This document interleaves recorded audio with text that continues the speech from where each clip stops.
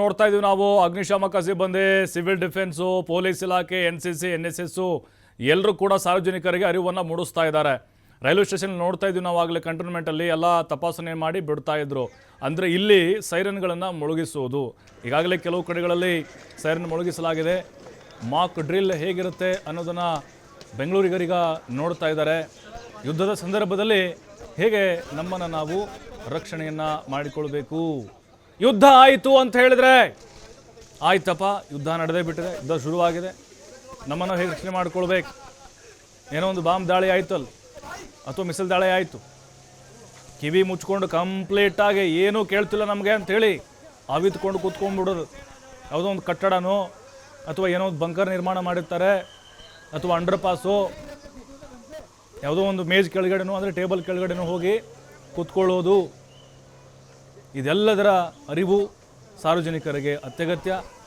ಯಾಕೆಂದರೆ ಇಂದಿನ ಪೀಳಿಗೆ ನೋಡ್ತಾ ಇರುವಂಥ ಮೊದಲ ಯುದ್ಧದ ಸಂದರ್ಭ ಇದು. ಅಂದರೆ ಆ ಮುನ್ಸೂಚನೆಗಳು, ಗಾಯಗಳಾದಾಗ ಹೇಗೆ ನಾವು ರಿಯಾಕ್ಟ್ ಮಾಡಬೇಕು, ನೆರೆಹೊರೆಯವ್ರನ್ನ ಹೇಗೆ ಸಂರಕ್ಷಣೆ ಮಾಡಬೇಕು, ಇದೆಲ್ಲವೂ ಕೂಡ ಮಾಕ್ ಡ್ರಿಲ್ನಲ್ಲಿ ಇರುತ್ತೆ.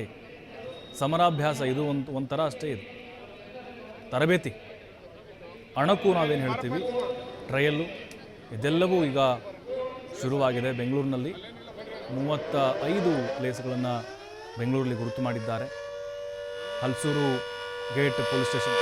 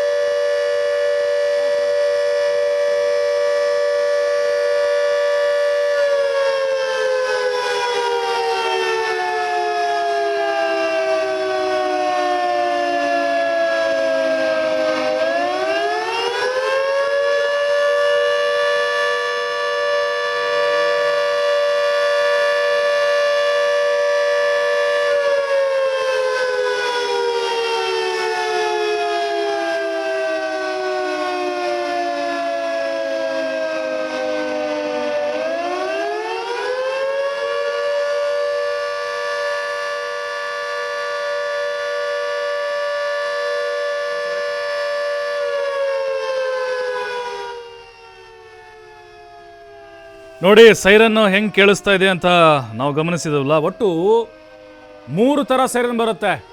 1 ನಿಮಿಷಗಳ ಕಾಲ ಸೈರನ್ ಮೊಳಗಿತ್ತು. ಮೊದಲನೇದು ಎಚ್ಚರಿಕೆ ಕರೆಗಂಟೆ, ಇನ್ನೇನು ಕೆಲವೇ ಕ್ಷಣಗಳಲ್ಲಿ ಯುದ್ಧ ಅಥವಾ ಏನೋ ಒಂದು ದಾಳಿ ಆಗುತ್ತೆ, ಮಿಸೈಲ್ ಬರುತ್ತೆ, ಏನೋ ಒಂದು ಬಾಂಬ್ ದಾಳಿ ಆಗುತ್ತೆ, ಮೊದಲು ಎಚ್ಚರಿಕೆ ಕರೆಗಂಟೆ ಕೊಡ್ತಾರೆ, ಆವಾಗ ಸೈರನ್. ಎರಡನೇದು ದಾಳಿ ಆಯಿತು, ದಾಳಿ ಆದಾಗ ಒಂದು ಸೈರನ್ ಬರುತ್ತೆ, ಅಟ್ಯಾಕ್ ಆದಾಗ. ಅದಾದ್ಮೇಲೆ 3ನೇದು ಪರಿಸ್ಥಿತಿ ತಿಳಿಯಾಯಿತು, ಏನೇ ಇಲ್ಲ, ಸಹಜ ಸ್ಥಿತಿ. ಒಟ್ಟು 3 ಥರದ ಸೈರನ್ಗಳು ಇಲ್ಲಿ ಮೊಳಗಿಸಲಾಗುತ್ತೆ. ಕೇಳಿದ್ವಲ್ಲ ಸೈರನ್ ನಾವು, ಸುಮಾರು 3-3.5 ಕಿಲೋಮೀಟರ್ಗೆ ಕೇಳಿಸುತ್ತೆ ಇದು. ಅಲ್ಲೇ ಅಲ್ಲ, ಅದು ಸರ್ಕಲ್ ಅಷ್ಟೇ ಅಲ್ಲ. ಈಗ ನಾವಿಲ್ಲಿ ಕೂತಿದ್ದೀವಿ, ಅಲ್ಲೆಲ್ಲೋ ಪಕ್ಕದಲ್ಲಿ ಸೈರನ್ ಮೊಳಗ್ತಾ ಇದೆ.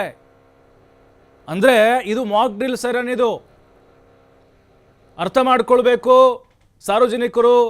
ಇಲ್ಲಿ ತಮಾಷೆ ಅಂತ ಅನ್ಕೊಳ್ಬಾರ್ದು ಯಾರೂ ಕೂಡ. ಯಾಕಂದರೆ ಪ್ರತಿಯೊಬ್ಬರೂ ಕೂಡ ರಾಷ್ಟ್ರ ರಕ್ಷಣೆ, ಸಾರ್ವಭೌಮತೆ ಧಕ್ಕೆ ಉಂಟಾದಾಗ ಪ್ರತಿಯೊಬ್ಬರು ಸಹಕಾರವನ್ನು ಕೊಡಬೇಕು. ನೋಡಿ, ಎಲ್ಲ ಕಿವಿ ಮುಚ್ಕೊಂಡು ಓಡ್ತಾ ಇದ್ರು. ಯಾಕೆ ಓಡ್ತಾ ಇದ್ರು? ಅಲ್ಲೇನೋ ಒಂದು ದಾಳಿ ಆಗಿದೆ, ಅಲ್ಲಿ ಸೇಮ್ ಟು ಸೇಮ್ ಯುದ್ಧ ಆಯ್ತಲ್ಲಿ, ಸೇಮ್ ಟು ಸೇಮ್ ಏನೋ ಒಂದು ದಾಳಿ ಆಯ್ತಲ್ಲಿ, ಪಾಕಿಸ್ತಾನದವ್ರು ಮಿಸೈಲ್ ಏನೋ ಹೊಡೆದ್ರಲ್ಲಿ ನಮಗೆ. ಅವಾಗ ಎಲ್ಲರೂ ಕಿವಿ ಇಟ್ಕೊಂಡು ಸೇಫ್ ಆದಂತಹ ಜಾಗಗಳಿಗೆ ಹೋಗ್ತಾ ಇದ್ರು. ನೋಡಿ, ಸೈರನ್ ಕೇಳಿಸ್ತಾ ಇದೆ ನಿಮಗೂ, ನಿಮ್ಮ ಅಕ್ಕಪಕ್ಕದಲ್ಲಿ ಬೆಂಗಳೂರಲ್ಲಿ ಯಾರ್ಯಾರಿದ್ದೀರೋ ಅವರೆಲ್ಲರಿಗೂ ಕೂಡ ಇದರ ಅನುಭವ ಆಗಿರುತ್ತೆ. ನೀವೇನೋ ಅನ್ಕೊಳ್ಬೋದು, ಏನಪ್ಪ ಇದು ಸೈರನ್ ಆಟೋಮೆಟಿಕ್ಲಿ ಅಂತೇಳಿ. ನೋಡಿ, ಅಗ್ನಿಶಾಮಕ ಸೈರನ್ ಬೇರೆ, ಆಂಬ್ಯುಲೆನ್ಸ್ ಸೈರನ್ ಬೇರೆ, ಅದು ಟ್ಯೂ ಡ್ಯೂ ಟ್ಯೂ ಡ್ಯೂ ಅಷ್ಟೇ ಗೊತ್ತಾಗ್ಬಿಡುತ್ತೆ. ನೋಡಿ, ಇದು ಸುಮಾರು 1 ನಿಮಿಷಗಳ ಕಾಲ ಸೈರನ್ ಮೊಳಗಿದೆ. ಮಾಕ್ ಡ್ರಿಲ್ ಆರಂಭ ಆಗಿದೆ ಅಂತ ಅರ್ಥ. ಯುದ್ಧ ಆಗುವಂತಹ ಮುನ್ಸೂಚನೆ ಇವೆಲ್ಲವೂ ಕೂಡ ಅಧಿಕೃತವಾದಂಥ ಮುನ್ಸೂಚನೆಗಳು. ಈ ಮಾಕ್ ಡ್ರಿಲ್ನ ಯಾಕೆ ಮಾಡಲಾಗುತ್ತೆ ಅಂತ ಹೇಳಿದ್ರೆ ಅದೇ ಕಾರಣಕ್ಕೋಸ್ಕರ. ಯುದ್ಧ ಇನ್ನೇನೋ ಕೆಲವೇ ದಿನಗಳಲ್ಲಿ ಶುರುವಾಗ್ಬೋದು, ಆ ಸಾಧ್ಯತೆ ಇದೆ. ಹಾಗಾಗಿನೇ ಇವೆಲ್ಲವೂ ಕೂಡ ಜನರಿಗೆ ಅರ್ಥ ಆಗಲಿ, ತಯಾರಿಯನ್ನು ಮಾಡಿಕೊಳ್ಳಿ ಅಂತೇಳಿ. ಈಗ ಎಲ್ಲ ಸಂದರ್ಭದಲ್ಲೂ ಕೂಡ ಪೊಲೀಸೇ ಅಥವಾ ಸೈನಿಕರೇ ಬರಬೇಕು ಅಂತಂದ್ರೆ ಆಗಲ್ಲ. ನಮ್ಮನ್ನು ರಕ್ಷಣೆ ಮಾಡ್ಕೊಳ್ಬೇಕು, ಪ್ರತಿಯೊಬ್ಬರು ಯೋಧರಾಗಿ ನಿಲ್ಲಬೇಕು. ನೋಡಿ, ಸೈರನ್ನು ನೋಡ್ತಾ ಇದ್ದೀರಿ. ಆಪರೇಷನ್ ಅಭ್ಯಾಸ ಹೆಸರಿನಲ್ಲಿ ಮಾಕ್ ಡ್ರಿಲ್ ಶುರುವಾಗಿದೆ. ಸೈರನ್ನ ಶಬ್ದ ಬೆಂಗಳೂರಿಗರಿಗೆ ಇದು ಹೊಸ ಅನುಭವನ ಕೊಡ್ತಾ ಇದೆ. ಹಳಬರಿಗೆಲ್ಲ ಅನುಭವ ಇರುತ್ತೆ, ಆದರೆ ಈಗಿನ ಯುವ ಪೀಳಿಗೆಗೆ ಇದೊಂದು ರೀತಿ ಹೊಸ ಅನುಭವ. ಅದರ ಜೊತೆಗೆ ಯುದ್ಧದ ಕಾರ್ಮೋಡ ಆವರಿಸಿದೆ. ನಾವು ಆಲ್ರೆಡಿ 9 ಅಡಗುತಾಣಗಳ ಉಗ್ರ ಅಡಗುತಾಣಗಳನ್ನು ಫಿನಿಶ್ ಮಾಡಿದ್ದೇವೆ. ಅವರು ಕೂಡ ಆ ಕಡೆಯಿಂದ ದಾಳಿ ಮಾಡೋ ಸಾಧ್ಯತೆಗಳು ಇದ್ದಾವೆ. ಹಾಗಾಗಿನೇ ಈ ಟೈಮ್ ಸೂಕ್ತವಾದದ್ದು. ಜನರಿಗೆ, ಎಲ್ರಿಗೂ ಕೂಡ, ಎಲ್ಲ ವಯೋಮಾನದವ್ರಿಗೆ ಅರ್ಥ ಆಗಲಿ ಅಂಥೇಳಿ ಈ ಎಲ್ಲ ವ್ಯವಸ್ಥೆಯನ್ನು ಕೇಂದ್ರ ಸರ್ಕಾರ ಮಾಡಿದೆ. ರಾಜ್ಯ ಸರ್ಕಾರಗಳು ಕೂಡ ಅದಕ್ಕೆ ಸಾಥನ್ನು ಕೊಡ್ತಾ ಇದ್ದಾವೆ. ಡಿಫೆನ್ಸ್ ಅವರು, NCC NSSನವರು ಎಲ್ಲರೂ ನೋಡಿ ಬಂದು ಅಲ್ಲಿ ಕೆಲವೊಬ್ಬರು ಗ್ರೌಂಡ್ಗಳಲ್ಲಿ ತರಬೇತಿಯನ್ನು ಕೊಡ್ತಾ ಇದ್ದಾರೆ, ಅವೇರ್ನೆಸ್ ಮೂಡಿಸ್ತಾ ಇದ್ದಾರೆ. ಮತ್ತು ಕೆಲವು ರಸ್ತೆಗಳಲ್ಲಿ ನಿಂತ್ಕೊಂಡು ಅವೇರ್ನೆಸ್ ಮೂಡಿಸ್ತಾ ಇದ್ದಾರೆ. ಈ ಟೈಮ್ನಲ್ಲಿ ಏನಾಗಿರುತ್ತೆ ಅಂತ ಹೇಳಿದ್ರೆ ನೋಡಿ, ಮಾಕ್ ಡ್ರಿಲ್ಲು ಇನ್ನೊಂದು ಸ್ವಲ್ಪ ಹೊತ್ತಲ್ಲಿ ಮುಗಿದೋಗ್ಬಿಡುತ್ತೆ. ಆಮೇಲೆ ಅಣಕು ಪ್ರದರ್ಶನ ಇದೆಯಲ್ವ, ಅದು ಸಂಜೆ 7 ಗಂಟೆವರೆಗೂ ಕೂಡ ಅದು ನಡೆಯುತ್ತೆ. ಪ್ರತಿಯೊಬ್ಬರ ಸಹಕಾರ ಇಲ್ಲಿ ಮುಖ್ಯ ಆಗುತ್ತೆ. ಅಲ್ಲಿ ನಿಮಗೆ ಮೊಬೈಲ್ ನೆಟ್ವರ್ಕ್ ಸಿಗದೇ ಇರ್ಬೋದು, ಟ್ರಾಫಿಕ್ ಸಂದರ್ಭದಲ್ಲಿ ಕೂಡ ಅದು ಅಲ್ಲೇ ನಿಮ್ಮ ಗಾಡಿಗಳು ಸ್ಟಕ್ ಆಗ್ಬೋದು, ಪರ್ಯಾಯ ಮಾರ್ಗದ ವ್ಯವಸ್ಥೆಯನ್ನು ಕೂಡ ನಿಮಗೆ ಮಾಡ್ಬೋದು. ಹಾಗಾಗಿನೇ ಬೆಂಗಳೂರಿನಲ್ಲಿ ಈಗ ಮಾಕ್ ಡ್ರಿಲ್ ಆರಂಭ ಆಗಿದೆ. ನಮ್ಮ ಎಲ್ಲ ಇಲಾಖೆಯ ಅಧಿಕಾರಿಗಳು ಕೂಡ ಇದಕ್ಕೆ ಸಾಥನ್ನು ಕೊಡ್ತಾ ಇದ್ದಾರೆ. ರಾಜ್ಯ ಸರ್ಕಾರದ ಒಂದು ಸಹಕಾರ ಕೂಡ ಇಲ್ಲಿ ಬಹಳ ಸಿಕ್ಕಿದೆ. ಗೃಹ ಸಚಿವ ಪರಮೇಶ್ವರ್ ಅವರು ಕೂಡ ಸಂದರ್ಭದಲ್ಲಿ ಉಪಸ್ಥಿತರಿದ್ದರು. ಇವೆಲ್ಲ ನೋಡ್ತಾ ಇದ್ದರೆ ನಮಗೆ ಅನುಭವ ಆಗ್ತಾ ಇರೋದು, ನಮ್ಮ ಫೀಲ್ ಆಗ್ತಾ ಇರೋದು, ಯುದ್ಧ ಏನೋ ಘೋಷಣೆ ಆಗಿಬಿಟ್ಟಿದೆ ಏನೋ, ಪಾಕಿಸ್ತಾನದವ್ರು ಇನ್ನೊಂದು ಕೆಲವೇ ಕ್ಷಣಗಳಲ್ಲಿ ನಮ್ಮ ಮೇಲೆ ಏನೋ ಒಂದು ಬಾಂಬ್ ಹಾಕ್ತಾರೇನೋ ಅಥವಾ ಏನೋ ಒಂದು ಮಿಸೈಲ್ ಅಟ್ಯಾಕ್ ಮಾಡ್ತಾರೇನೋ, ಆ ಥರ ಅನುಭವ ನಮಗೆ ಇವೆಲ್ಲ ನೋಡ್ತಾ ಇದ್ರೆ. ಅಂದರೆ ನಮ್ಮಷ್ಟಕ್ಕೆ ನಾವು we are fight against Pakistan, ನಾವು ರೆಡಿ ಇದ್ದೇವೆ ಈಗ.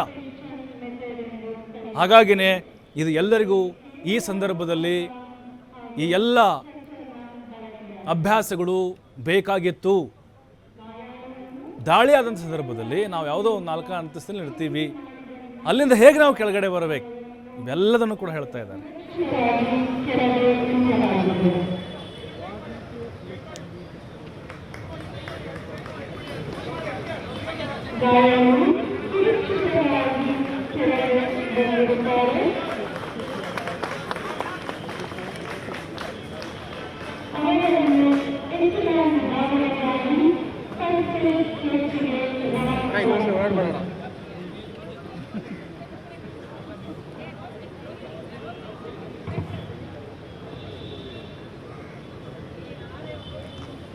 No comment.